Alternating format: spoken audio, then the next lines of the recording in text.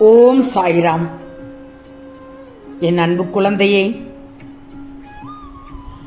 இன்னும் எத்தனை கஷ்டங்கள் தான் என்னுடைய வாழ்க்கையில் வரப்போகிறது என்று நீ கேட்கிறாய் என் செல்லமே. வாழ்க்கையில் கஷ்டங்கள் வந்து போகும், ஆனால் என்னுடைய வாழ்க்கையே கஷ்டமே வாழ்க்கையாகத்தான் இருக்கிறது என்று நீ அழுது புலம்பிக் கொண்டு இந்த சாயப்பாவிடம் கூறுகிறாய். கவலைப்படாதே, உனக்கான நேரம் இதோ வந்துவிட்டது. உனக்கான விடியல் இன்று வந்து விட்டது தங்கமே. மலரும் இந்த நாள், மலர்ந்துள்ள இந்த நாள் உனக்கு இனிய நாளாக பிறந்துள்ளது. ஆம் தங்கமே, உன்னுடைய வாழ்க்கையில் இதுவரை நீ கண்டிராத பல அற்புதங்களை இனி அடுத்தடுத்து காணப்போகிறாய். உன் கண்களில் ஆனந்த கண்ணீர் வரும் அளவிற்கு நான் மாற்றி காட்டப் போகிறேன். பார், உனக்கான ஆனந்தங்கள் நிறைவாய் நிறைந்திருக்கிறது. உன் வாழ்வில் புதிதான ஆரம்பத்தை நான் இன்று முதல் உனக்கு தரப்போகிறேன். தங்கமே, என்றாவது ஒரு நாள் விடியும் என்று காத்து கொண்டிருந்தாய்தானே? என்று விடிந்துள்ளது.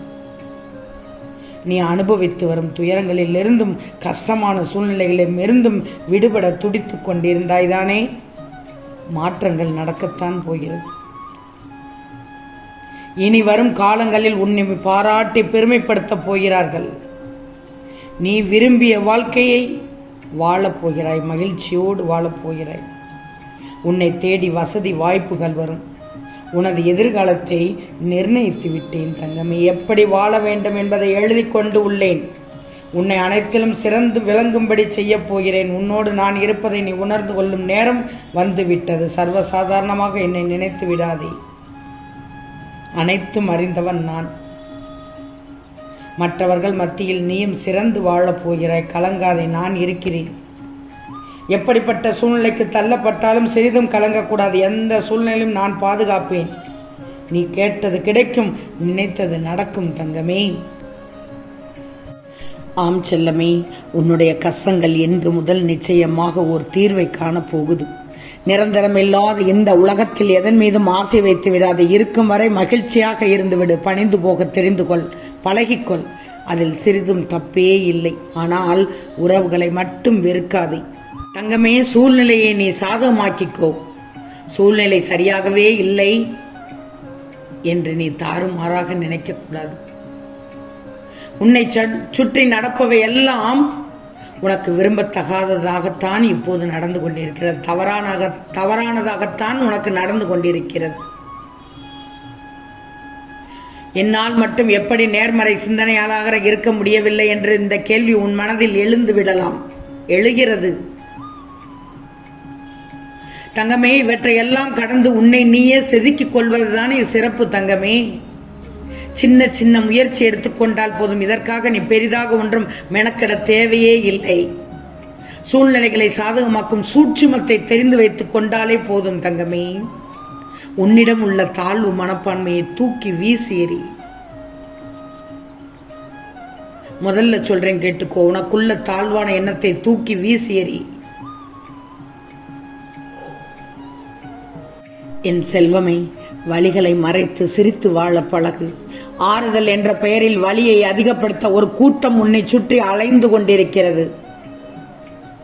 நீயே உன்னைக்குள்ளேயே தன்னைத்தானே சரி செய்து கொள்ள முயற்சி செய்துக்கோ. அதைவிட சிறந்த மாற்றம் எதுவுமே இல்லை. எந்த சூழ்நிலையிலும் உனக்கு நீயே ஆறுதல் சொல்லிக்கோ, தைரியம் சொல்லிக்கோ. பக்குவம் உனக்கு இருந்தால் வாழ்க்கையில் நீ எதையும் கடந்து போகலாம் தங்கமே. கலங்கிய நீரும் குழம்பிய மனமும் ஒரு நாள் தெளிந்தே தீரும். கவலை வேண்டாம் செல்வமே. ஒன்று தெரிஞ்சுக்கோ, இதுவும் கடந்து போகும். உன்னுடன் பேசுவது மட்டும்தான் எனக்கு இருந்த ஒரே ஆறுதல்.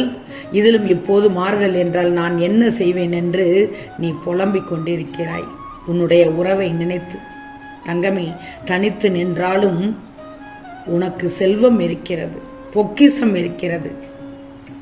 மனம் என்ற பொக்கிசம், புகழென்ற பொக்கிசம் உன் பண்பு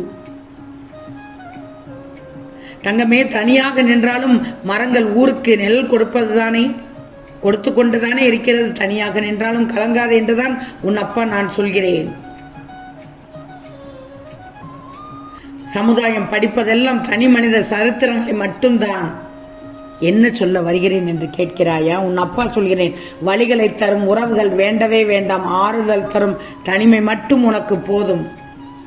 காயங்கள் இல்லாமல் கனவுகள் காணலாம், ஆனால் வலிகள் இல்லாமல் வெற்றி காண முடியுமா? உனக்கு நான் எத்தனை முறை சொல்கிறேன். பொய்யான அன்புக்காக ஓடியது போதும். வாழ்வின் லட்சியத்தை நோக்கி நீ ஓடிக்கொண்டே இரு. மற்றவர்கள் என்ன வேண்டுமானாலும் சொல்லிக்கிட்டு போகட்டும்.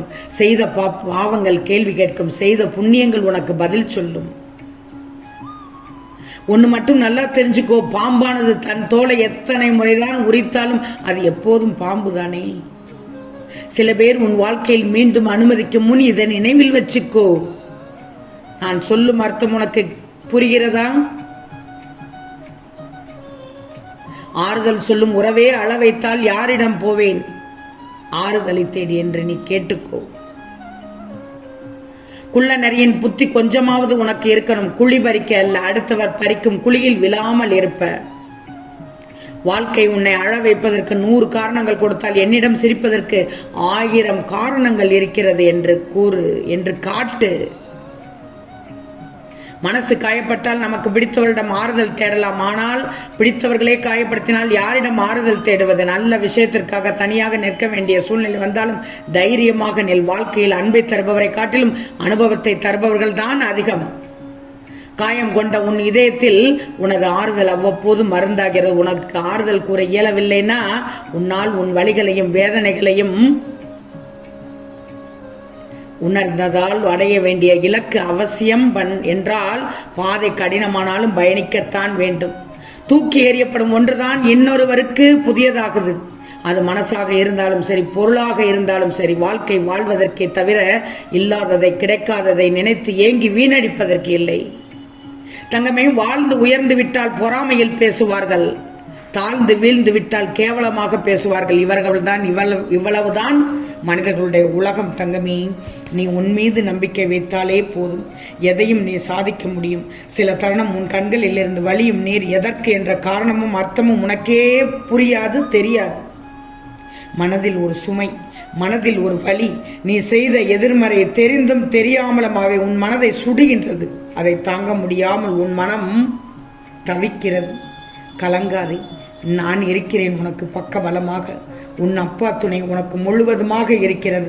நீ எதிர்பார்த்தது உனக்கு இன்று கிடைக்கப் போகிறது. தங்கமே, மகிழ்ச்சியாக இரு. இன்று விடிந்துள்ள நாள் என் பிள்ளைக்கான நாள்.